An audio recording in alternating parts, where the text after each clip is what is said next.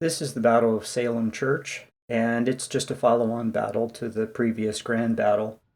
And I try a completely new and different strategy here. You'll probably notice this is different than what anyone else plays. Most people go up north and then attack straight at the flag. I'm going to move to the south, and tactically this works brilliantly. But from a power gaming point of view, it doesn't work. And what I mean by that is I'm able to maneuver my army into a just overwhelming position. By using maneuver, I get into an overwhelming position. My units are in great cover in this wooded area. They're in great cover, backed up by artillery. And the AI then doesn't attack because the position is pretty overwhelming. So tactically, that's a huge victory. But the way you power game or meta game this campaign is when you have allied troops, you inflict as many casualties as you can on the enemy and you take as many casualties to your troops as possible. Now, this is real counterintuitive, and in the real world, that would be awful. And you really should be rewarded for getting a high kill ratio and winning an overwhelming victory. And really, for winning a victory like this, where your army doesn't take hardly any losses at all, and you get a victory, you should be rewarded. But in fact, you're kind of penalized.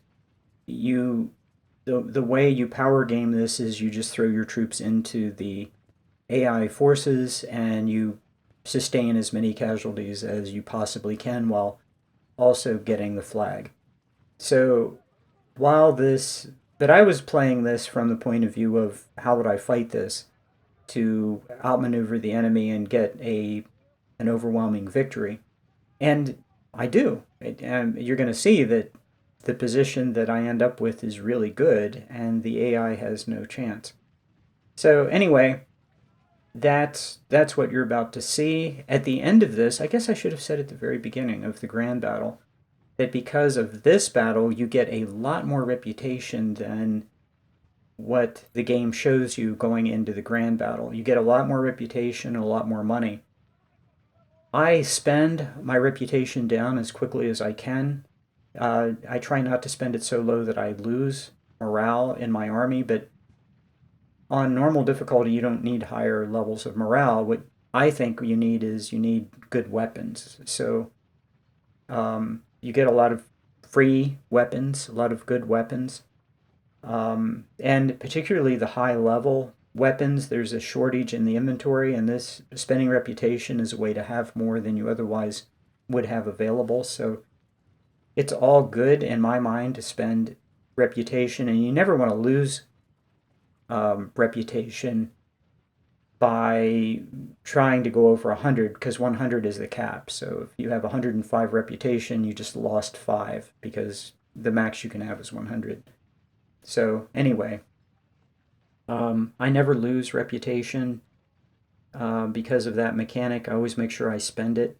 But this is one where you can easily get caught because coming out of this battle, you'll get a nice buff of reputation points and also a nice buff of cash, more than what you'd be expecting if you just saw the screen going into the grand campaign. So anyway, enjoy this battle, and I'll see you at in the next one. Thanks.